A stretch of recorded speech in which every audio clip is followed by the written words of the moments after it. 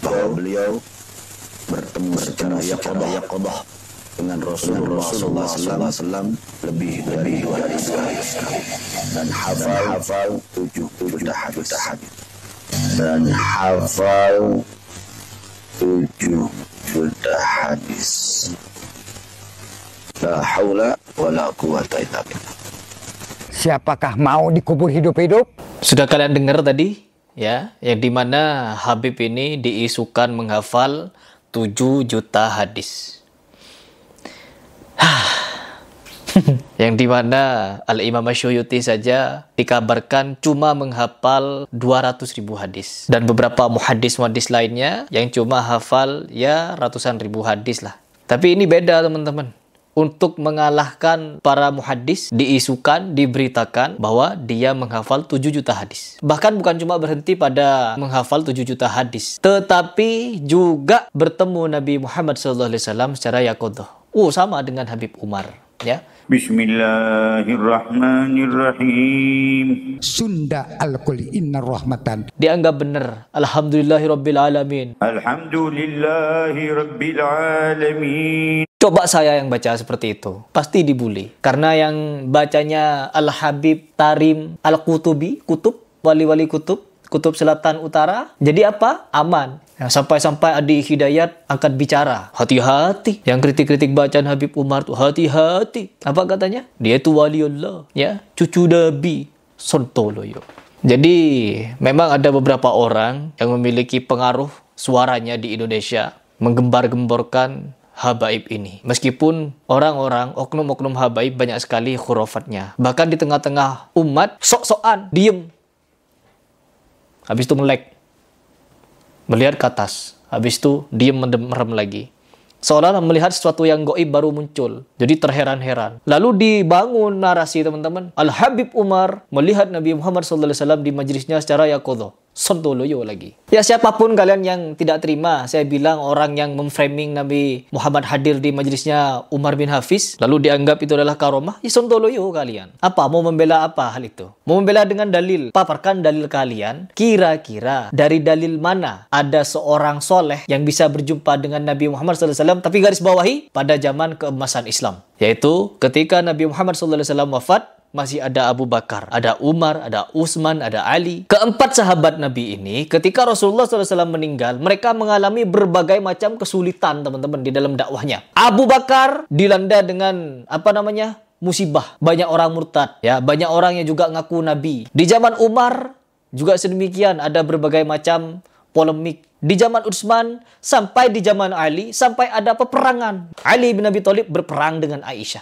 Ali bin Abi Thalib berperang lagi dengan Muawiyah. Perang Siffin namanya. Kenapa di zaman-zaman konflik Islam ini yang dimana seharusnya pada momen itu Rasulullah SAW bangkit dari kubur seperti yang dinyatakan guru sekumpul itu. Guru sekumpul kan bilang makam Nabi bergetar, goyang-goyang. Begini. Lihat Zaini datang begini dia. Lalu bangkit dari kubur, cium lutut. Sontoloyo. Hal seperti ini dipercaya ketika saya tanyakan kenapa Nabi Muhammad tidak bangkit ketika ada perang Siffin. Stop wahai umatku. Saya masih hidup. Kenapa Nabi Muhammad SAW tidak bilang seperti itu? Saya masih hidup. Stop jangan perang saudara. Ingat. Saya selalu bilang di video saya, kalau kalian yang malas mikir, apalagi gak punya otak, gak usah nonton video saya. Ya, gak usah nonton. Menista selalu, teman-teman. Karomah-karomah yang diceritakan oleh oknum-oknum Habib-Habib Sontoloyo ini, apa yang mereka lakukan? Menista Nabi Muhammad SAW. Dinista terus Nabi Muhammad. Dengan cara apa? Mi'raj 70 kali. Rantai emas turun dari langit. Kaya kalau ada emas turun dari langit. Rantai emas turun dari langit seberapa panjangnya itu? Berapa kilometer itu emas? Ambil, jual. Kaya, gak perlu jualan minyak seperti Arab Saudi. Jual emas. Hujan susu dari langit. Sontoloyo. Wahai, siapa namanya kamu? Kepada Habib, ngomong pada Habib. Abu Bakar bin Salim atau siapalah begitu. Pokoknya Bakar Salim ini terus yang dibahas. Atau siapa? Pokoknya Habib pernah ditantang untuk menurunkan hujan susu dari langit. Turun. Hujan susunya turun, teman-teman. Diwadahi gentong, katanya. Kemana sekarang? Katanya diwadahi gentong dan ada sampai sekarang. Di mana memang? Saya ketemu kemarin dengan beberapa ulama dari Yaman, dan mereka tahu seluk-beluk Habib. Dan salah satunya di antara syekh-syekh yang saya temui ini sudah menghubungi beberapa Habib untuk membuktikan adanya susu itu yang diwadahi itu. Dan apa hasilnya, teman-teman? nihil, kesontoloyoan yang ada. Dan tiba-tiba sekarang ada Muki bin Habib yang menceritakan tentang siapa itu, Bil Faqih itu, Habib Bil Faqih itu, yang katanya hafal 7 juta hadis. Keluar dari mulutnya yang apa itu namanya? Mulut apa ini namanya? Mulut sableng ini. Keluar dari mulut sableng ini, teman-teman. Hafal 7 juta hadis. Hadis apa saja? Jangankan yang 7 juta. Umar bin Hafiz, dia saja datang ke Indonesia, mau dibayar berapa?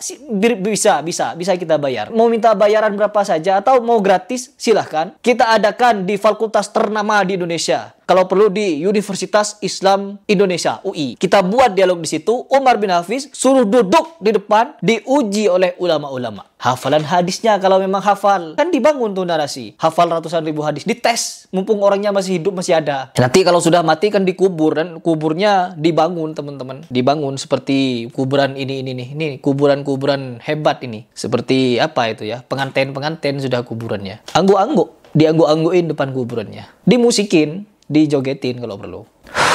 Ya Allah, kesurupan. Ya, di kuburnya guru kumpul, kesurupan. Guling-guling sontoloyo. Ya Allah, wali apa itu? Sampai membuat jemaahnya kesurupan setan. Dan meskipun di sini saya berbicara dengan cara seperti ini hanya satu hal tujuan saya, teman-teman, untuk mengajak orang-orang awam mikir. Orang-orang awam yang belum terpengaruh dengan doktrin ini untuk mikir. Oh iya ya, ternyata pembodohan umat. Nah, biar mikir seperti itu. Kalau memang tidak pembodohan umat, yuk datangkan dalilnya. Bagaimana ada hadis sejumlah 7 juta. Bahkan ada di video lain nih ya. Orang yang berbeda juga menjelaskan bahwa Bil Faqih ini, Habib Bil Faqih ini menghafal hadis 700.000. Yang satu 7 juta, yang satu lagi 700.000. Mana yang benar? Ditambah-tambah atau dikarang-karang? Nggak usah 700.000, 100.000, 200.000, ratusan ribu seperti Umar bin Hafiz. Kalau memang hafal seperti itu, yuk kita tes. Kira-kira berani nggak dites hafalan hadisnya? Kan sudah jadi wali kutub. Ditentang menurunkan rantai emas bisa. Ditentang turunkan hujan susu bisa. Merem, seret. Langsung terbang dari Tarim ke Mekah seenak jidat ya, merem hitungan detik nyampe ke Mekah 3 kali PP ya. Ya Allah, ya Allah, apa ini? Dan di sini sebagai penutup, setelah saya gedek ini sama pernyataan orang hafal 7 juta hadis, ada satu video yang lebih membagongkan lagi dan kita reaction ini sebagai penutupan. Doa ning kota Tarim itu dikabulkan oleh Allah walaupun di dalam kamar mandi. Dengar sendiri. Doa di kota Tarim, di dalam kamar mandi, dikabulkan. Kenapa tidak ada orang yang betah di Tarim ini, para Habib ini? Kenapa malah memperkaya diri di Indonesia? Seperti Bahar Smith ini. Kenapa malah memperkaya diri di Indonesia? Jadi kera-kera bersorban di Indonesia. Kenapa gak pulang saja ke Tarim? Doa di kamar mandi, ya Allah, saya pengen emas 1 kilo. Langsung dikabulkan oleh Allah. Blek! Muncul depannya. Kan kaya darurat. Ya kaya darurat pokoknya. Rantai emas turunkan dari langit. Atau pohon emas. Berdoa di dalam kamar. Kan juga ada kuburan di Tarim itu. Bisa mengabulkan 70 hajat. Pulang sana kalian ke Tarim semua. Pulang ke Tarim semua. Para kabib-kabib ini yang selalu memuliakan, mengagung-agungkan Tarim, mengelu-elukan Tarim, seolah-olah lebih dari Mekah Madinah. Kalian pulang semua sana ke Tarim. Doa di sana. Ya Allah, tolong bebaskan, merdekakan itu Palestina. Top itu baru. Tolong hancurkan Israel ya Allah. Top. Ya Allah, tolong kirimkan kerikil neraka untuk melempar pasukan Zionis Israel. Top. Doa seperti itu. Ya Allah, tolong kuatkan Hamas lah. Meskipun saya tidak sepakat dengan Hamas, tolong kuatkan Hamas untuk mengalahkan Israel. Doa seperti itu di Tarim. Pergi kalian semua ke Tarim. Doa seperti itu. Kuburan fulan 70 hajat, bisa kabulkan doa. Kuburan fulan 40 doa. Di kamar mandi, kabulkan 1 doa. Masuk semua ke kamar mandi Tarim. Doa di situ. Agar Allah kabulkan hajat kalian. Hajatkannya agar apa? Palestina merdeka. Korupsi dihilangkan, dihapuskan. Biar kabul semua doa-doa kalian. Sana pulang. Agar apa? Agar cepat merdeka itu Palestina. Doakan. Ya Allah. Di kamar mandi bisa mengabulkan hajat. Ini kan kesontoloyoan yang nyata ini. Mau dibawa kemana agama ini? Kok sampai-sampai sedangkan jelas di dalam kamar mandi ada ulama yang melarang berdoa di kamar mandi. Malah kalau di Tarim dianjurkan dan terkabul lagi. Ya Allah. Udah gak perlu di reaction full nih. Hanya kesontoloyoan nih teman-teman. Hanya kesontoloyoan.